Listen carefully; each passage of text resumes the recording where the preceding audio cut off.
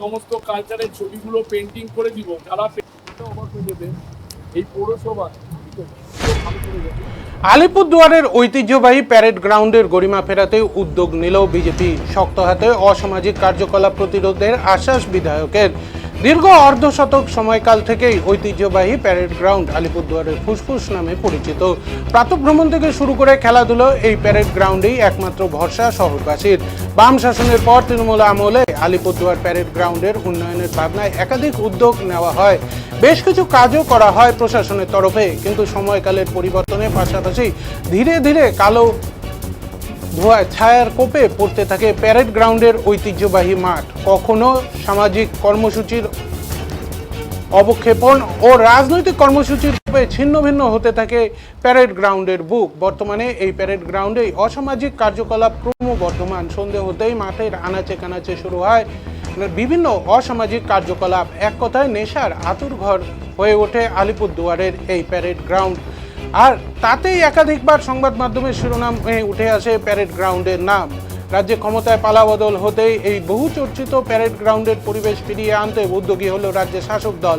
সম্প্রতি আলিপুরদুয়ার জেলা প্রশাসন এবং শহরের বিভিন্ন স্বনামধন্য স্বেচ্ছাসেবী সংগঠনগুলিকে সঙ্গে নিয়ে একটি বৈঠক করেন আলিপুরদুয়ারের বিধায়ক পরিতোষ দাস। সূত্রের খবর, সেই বৈঠক আলিপুরদুয়ার প্যারেড গ্রাউন্ডের বিভিন্ন উন্নয়নের নামে একাধিক দুর্নীতির অভিযোগ ওঠে। এরপরই আলিপুরদুয়ারের এই ঐতিহ্যবাহী প্যারেড গ্রাউন্ডের বর্তমান পরিস্থিতি সরজমিনে খতিয়ে দেখতে স্বেচ্ছাসেবী সংগঠনের প্রতিনিধিদের নিয়ে মাঠ পরিদর্শনে আসেন প্রশাসনিক কর্তা ও বিধায়ক পরিতোষ দাস। প্যারেড গ্রাউন্ডের উন্নয়ন নিয়ে একাধিক বিষয় আলোচনা ও সিদ্ধান্ত হয়। এরপরই আলিপুরদুয়ার প্যারেড গ্রাউন্ডের গরিমা ফিরিয়ে আনতে সংবাদ মাধ্যমের কাছে একাধিক সিদ্ধান্তে ব্রতী হওয়ার কথা জানান আলিপুরদুয়ারের নবনির্বাচিত বিধায়ক পরিতোষ দাস। দ্রুত প্যারেড গ্রাউন্ডকে পরিবেশ বান্ধব অবস্থায় ফিরিয়ে আনার আশ্বাস বিধায়কের। নানা বিতর্ক এবং তর্কের মাঝে আলিপুরদুয়ার প্যারেড গ্রাউন্ডের পরিবেশকে উন্মুক্ত ঠিক করতে শহরবাসীর হাতে তুলে দেবে রাজ্যের শাসক দল, সেটাই এখন দেখার। কি পরিকল্পনা হলো, কি পরিকল্পনা এর আগে ব্যাপারটা হচ্ছে কি, আমার এই বয়সে না ওই ব্যাকগ্রাউন্ডের পরিকল্পনা যে কত হাজারবার ছিলাম, কত হাজারবার দেখলাম, তারপরে চুপ করে একটু অল্প কাজ হয়, তারপর কাজ হয় না। ব্যাপারে যে কাজটা করতে হলে স্বাধীনভাবে এটা পুরাটাই করতে হবে। ওই যে একটু করে কাজ করলাম, বুড়ি ছোঁয়ার মতন কাজ করলাম, তবে কাজটা ঠিক হলো না। কারণ এখানে অনেক প্রোডাকশন আছে। এখানে এই মাঠে আমি ডেট বাই ডেট সব দিয়ে দেবো। কারণ এটা নিয়ে আমি 2007 সালে লড়াই করছিলাম। ওয়াকিং বাকলাকে রিকোয়েস্ট করে, আমরা সবাই মিলে রিকোয়েস্ট করা 24 লাখ টাকা দিয়ে আসলাম। ডিস্ট্রিবিউশন অফ প্রাইস করবো। আর কী হচ্ছে, মিউনিসিপ্যাল থেকে আমরা আনছিলাম 5 লাখ টাকা। তারা কত হলো 29 লাখ টাকা হলো। কী হবো, জলবাগ মহকুমা আছে, জলবাগেরই একটা সবুজ সংঘ নামে একটা এই সেটি যখন পাইলাম 10 লাখ টাকা মানে কাজ করতে হবে। এই মানে একটু চেয়ার বসাইছে, একটু রাস্তা করে তারপর তো হাওয়া এটা যে ইনকোয়ারি হলো, এনার্জি ছিল তখন 9 সালে, এনার্জি ইনকোয়ারি করলো। আর পরে দেখা গেলো ফাইলটাই করেছি। সেটা তো নতুন সরকার। আচ্ছা, আমি নতুন না পুরান আমি কোনো কি বলছি না। মাও তো সব এক জায়গায়, ওইটা ওইদিকে যায়, এটা ওইদিকে যায়। আমার কথা হচ্ছে পরিকল্পনা যেটা হবে সেটা বাস্তবে হয়।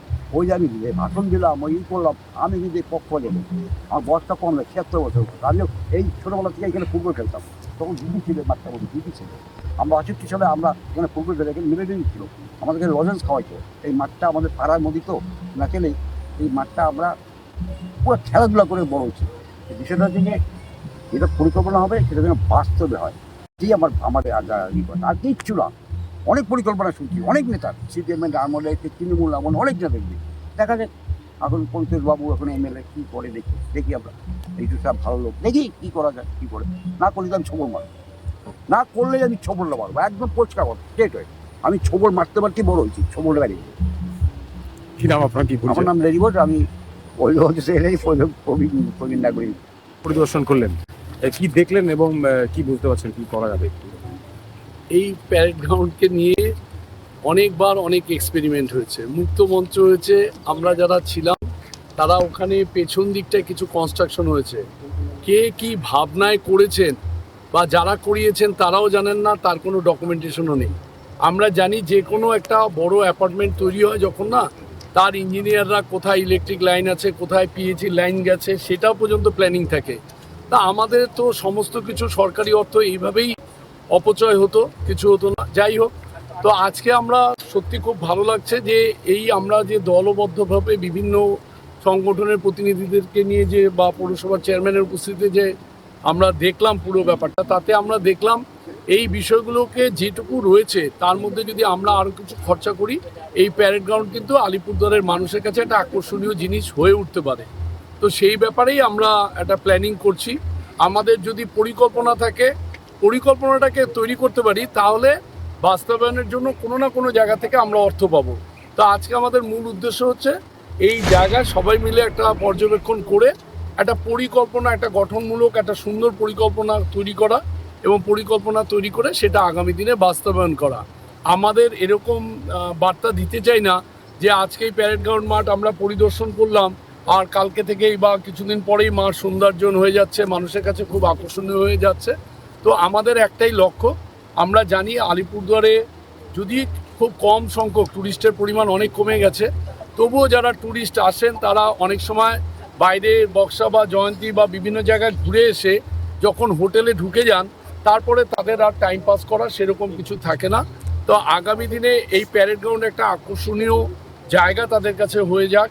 তারা এখানে এসে আমাদের ডুয়ার্সের যে বিভিন্ন রকম বৈচিত্র্য রয়েছে, বিভিন্ন জনজাতির যে বিভিন্ন রকম কালচার রয়ে গেছে, সেটাও যাতে একটা সুন্দর পেন্টিংয়ের মাধ্যমে আমরা তুলে ধরতে পারি, তারও একটা প্ল্যানিং চলছে।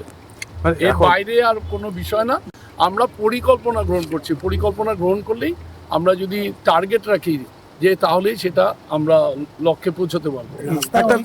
অনেক জায়গায় রয়েছে পেভার্স ব্লক রয়েছে মাঠের মাঝখানে একদম রাস্তায়, সেই বিষয়ে কোনো না, সেটা নিয়েও আমাদের সঠিক সিদ্ধান্ত হয়েছে।